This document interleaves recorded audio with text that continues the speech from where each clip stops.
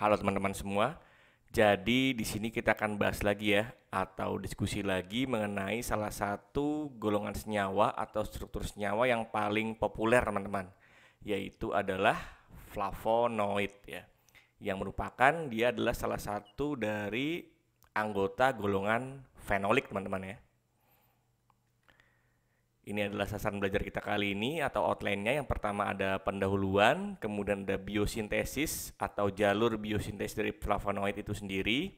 Kemudian yang terakhir itu ada klasifikasi dan juga kegunaan dari masing-masing senyawa flavonoid ya, nanti ya kita bahas ya. Jadi pendahuluan dulu. Jadi apa itu flavonoid? Jadi flavonoid itu merupakan suatu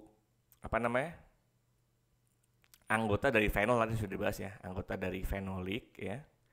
Dimana kalau kita lihat dari strukturnya, dia punya atau memiliki struktur dasar itu ada 3 cincin ya. Ada cincin A ya, cincin A, cincin B, dan juga cincin C teman-teman. Jadi urutannya itu bisa dibilang C6 ya, C3, C6 ya. Ini berdasarkan jumlah C-nya teman-teman ya. Di mana si cincin A dan cincin B ini ya, A dan B itu merupakan benzena ya. Ini kan benzena nih, A dan B-nya itu benzena ya. Sedangkan si C itu adalah cincin piran atau cincin yang membentuk senyawa siklik, bentuknya itu C6 ya, tapi siklik, makanya namanya adalah cincin piran di situ. Jadi bisa disimpulkan, jadi flavonoid memiliki struktur dasar berupa gabungan ya teman-teman ya, gabungan cincin. Ada 3 cincin tadi, cincin A, B, C, C6, C3, C6, di mana cincin A dan C adalah benzena ya. Ini A dan C-nya, A dan ini salah lagi tuh. A dan B-nya salah nih. A dan B-nya adalah benzena, sedangkan cincin C itu adalah cincin piran atau cincin 6 ya. Ini salah nih ya. Mudah-mudahan teman-teman bisa paham ya dari struktur dasar si flavonoidnya. Kemudian kita lanjut ke biosintesisnya. Jadi pada tanaman, ini pada tanaman teman-teman ya, flavonoid disintesis itu ada 2 jalur ya. Yang pertama melalui jalur asetat dan yang kedua itu melalui jalur asam sikimat atau jalur sikimat. Untuk flavonoid pada jalur asetat, dia itu terbentuk dari pembentukan poliketida yang menutup cincinnya gitu. Poliketida itu kan dia kan udah kita bahas tuh di awal-awal ya. Poli beta keto ya, atau polimer dari beta keto gitu. Nah, ketika beta keto itu dia menutup, keton ketemu keton atau ketemu asam karboksilat gitu, menutup, dia itu nanti bisa membentuk suatu senyawa flavonoid. Tapi di sini kita bahas dari jalur asam sikimatnya, di mana si flavonoid itu sendiri adalah penggabungan dari molekul fenilpropanoid ya. Kalau kita bisa lihat di sini nih, dia adalah seperti biasa kalau asam sikimat atau fenilpropanoid, dia prekursornya adalah asam sinamat teman-teman ya, dari fenilalanin di sini. Jadi jalurnya pertama fenilalanin berubah menjadi asam sinamat, kemudian dari asam sinamat itu berubah lagi menjadi 4 hidroksisinamic acid atau asam 4 hidroksisinamat ya, atau disebut juga asam para kumarat. Kemudian dia berubah lagi menjadi para kumaril CoA ya di situ ya. Dimana dia berubah lagi nih menjadi struktur seperti ini. Nah, nanti untuk pembentukan flavonoidnya, ini kita ambil contoh senyawa yang namanya naringenin kalkon ya, atau naringenin ya. Dia berubah lagi menjadi seperti ini. Nah, nanti si OH yang ada di sini nih bisa berikat atau bisa terjadi siklisasi nih ya. Karena di sini ada alkena, di sini ada OH nih. Makanya dia bisa terjadi siklisasi, di mana tadi di sini A dan B-nya itu ya adalah benzena, teman-teman ya.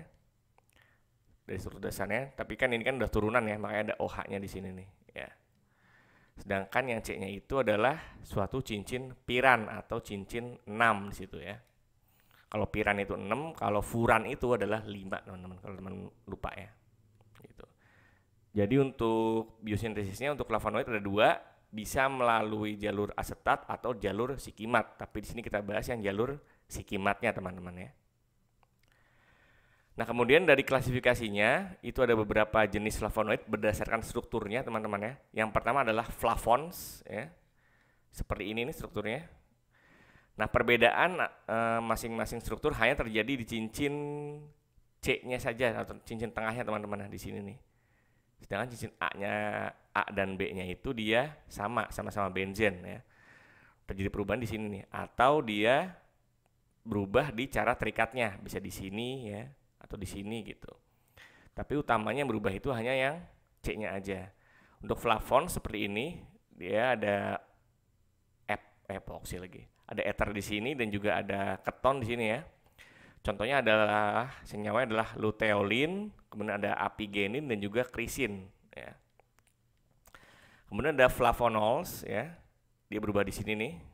Ada tambahan gugus hidroksil di sini ya. Flavonols, makanya namanya ada hidroksil atau alkohol, teman-teman. Ini contohnya yang paling terkenal adalah quercetin ya.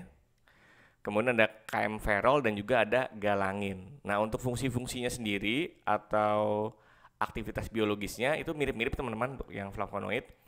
Biasanya untuk anti-inflamasi ya, ada anti kanker, kemudian antibakteri, antifungi dan juga antivirus di situ ya.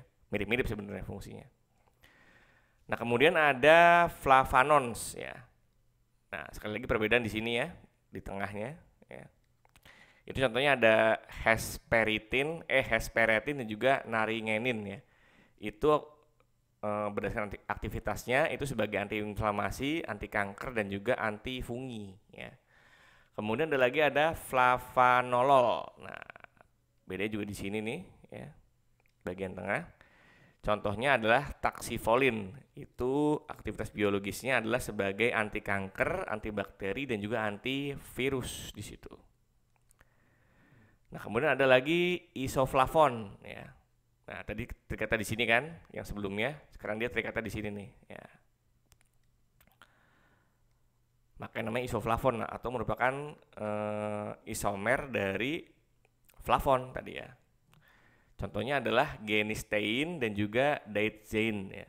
Kemudian ada flavan 3-ols ya.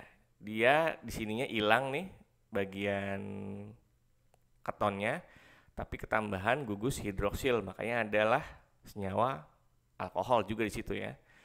Contohnya adalah yang paling terkenal adalah katekin ya, teman-teman, dan juga ada epikatekin ya. Nah, secara aktivitas biologis dia itu punya aktivitas anti kanker, antibakteri, antifungal dan juga antivirus dan juga ada sifat kardioprotektif di situ. Nah, inilah buku-buku yang saya gunakan untuk pembahasan kali ini ya. Oke, mungkin gitu ya teman-teman untuk pembahasan kali ini. Semoga materinya bermanfaat. Terima kasih.